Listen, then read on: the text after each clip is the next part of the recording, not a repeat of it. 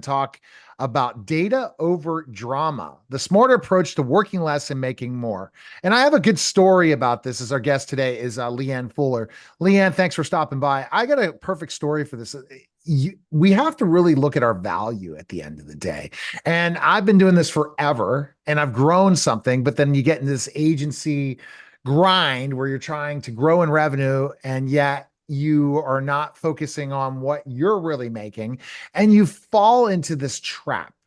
And I spotted this trap a couple months ago and I made some changes and it's good change, but it's different change. But it's like, why didn't I think about that before? So I'm excited to talk to you today. How are you? I'm good. How are you? Good, good. So wouldn't you agree I mean, people don't understand their value at the end of the day when they have a business.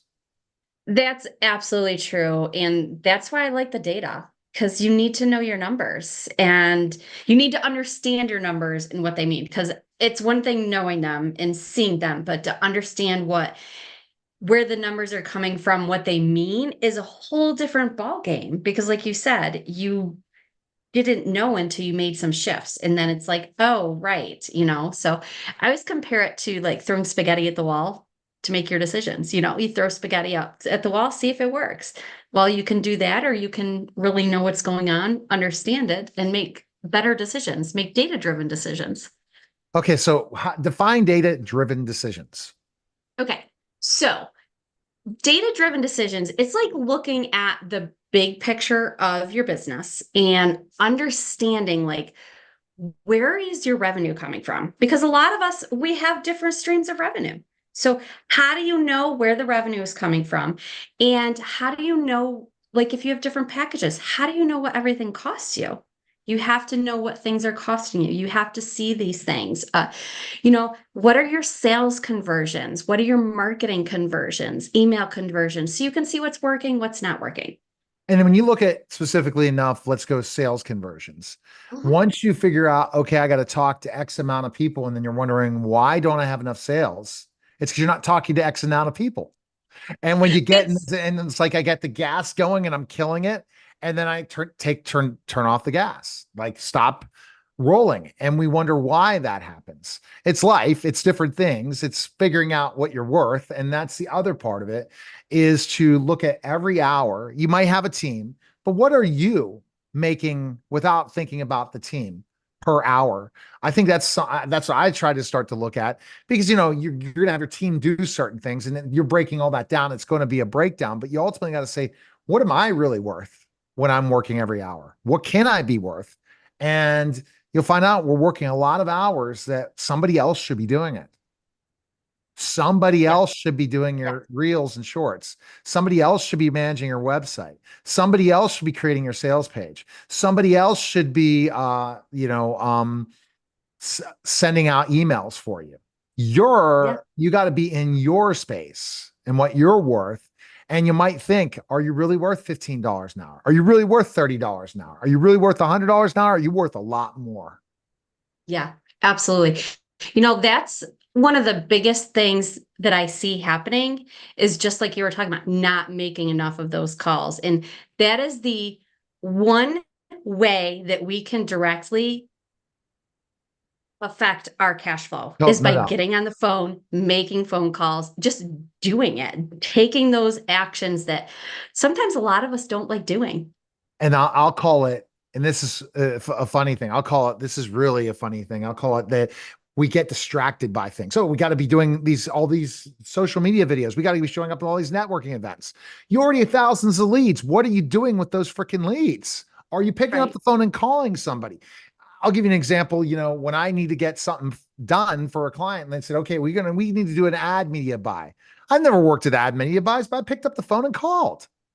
Yeah. It's all we got Yeah. to do. And then you got to understand the number of calls. So if you're selling a ticket item for X and you have to be on 10 calls to get one sale, you better be doing 40 calls a week, And Yeah. if you're not, you have to ask, what is my time management? What am I doing other times?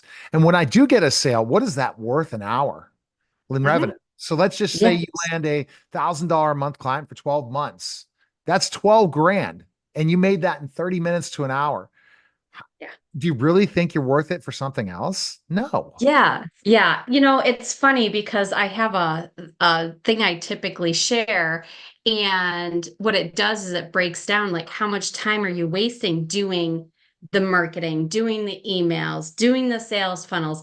It's like all that stuff you should be having systems and team and automation around, and like how much are you wasting and how much money are you throwing away because you're doing that stuff that number one, maybe you don't like doing. Number two, you may not be good at it. And I always say it's a waste of your time. It's not a waste of time, but it's a waste of your time. You know, when you could be paying somebody $15, $20 an hour, even $50 an hour to do that stuff, when you can be making, like you just said, $12,000, In you one spent hour. 30 Yeah. minutes. Yeah. Because if Yes. you have to worry about getting that social media post down versus going or creating that blog post or doing something else instead of going to this event that you're going to land your ideal client.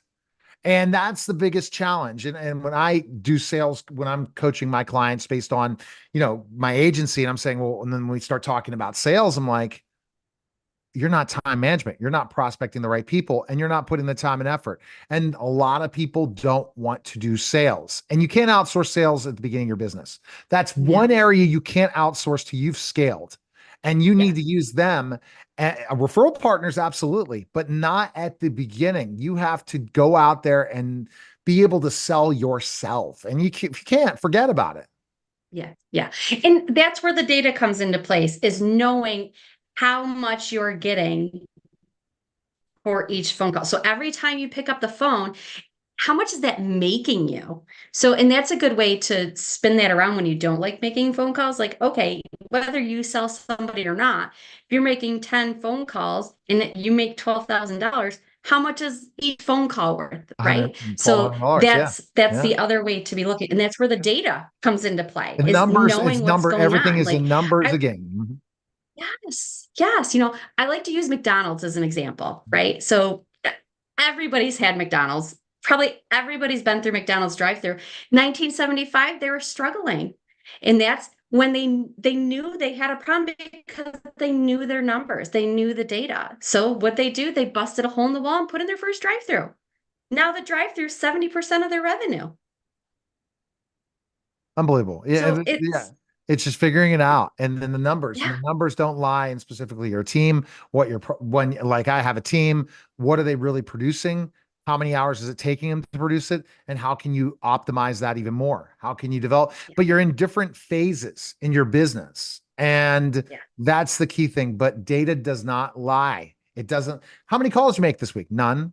Well, that's why I had no sales. How many yeah, visits did you have your website this week? If you're like a product. Oh, yeah, I only drove 50 people. That's not going to get you sales. So that's why yeah, your number is zero. And the data doesn't lie, and you got to look at the numbers, and yeah, you always got to use your intuition as well with numbers to say, you know what? It took me 100 calls to get this one sale, and it wasn't even worth it. Maybe I need to restructure things to see how I'm better as a sales person before going through another 100 calls just to get one sale. yeah. That, and again, you know, if you know that data and you're making 100 calls and making one sale, there's a problem with your sales conversation. Yeah, But no if doubt. you don't know that, you won't know there's a What do you problem. think is a good You percent of can't see what's closes broken. through the sales funnel of 20 getting per, them in 20? I think 20. You're right.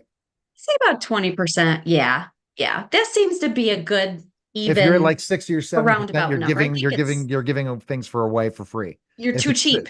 you're too damn cheap. Yeah. Yeah.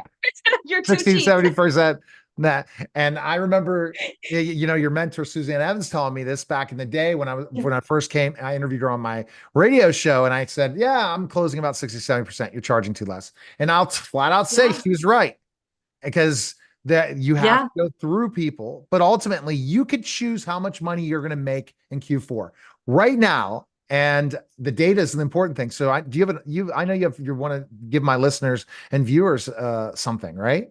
For being on here. Yes. So have a free health assessment for your business that I'd love to give out for you to take a peek, see where you stand with all these things. Where do you stand with your revenue, with your sales, with your marketing? To take a peek of where you stand and see next steps. How do you make the last quarter of the year better than it's ever been? And this is the best quarter, I think, Q4 until you get to Thanksgiving. So you better just start chugging away tomorrow. Wake up and start. The marathon begins, or like the final sprint begins, because everyone is trying to make decisions before then. And then once after Thanksgiving, they're thinking Yes. about 2025. So don't even think 2025. If you're thinking 2025, you're just already giving up in your business. This is another quarter, and it's the Yeah. best quarter. Yeah. Q4. All right. Yeah. So why wouldn't you? Why wouldn't you go full force now? Because you go harder now when everybody else is waiting until 2025. You push harder. The fastest action person is the one that's going to get the sale. The first person to call is the one that's going to get a sale. So why wouldn't you push hard, do more now? So in 2025, you've already got the momentum going. And when everybody else is just getting started, you're already moving. You're All right. already and you're already making everything happen. So it is. You've got, if you're selling products, you have the holidays, if you're a service provider, you have year end a lot of times will encourage people to buy and to get going. And so why would you wait? All right. Thanks again. Appreciate it, LeeAnn. Of course.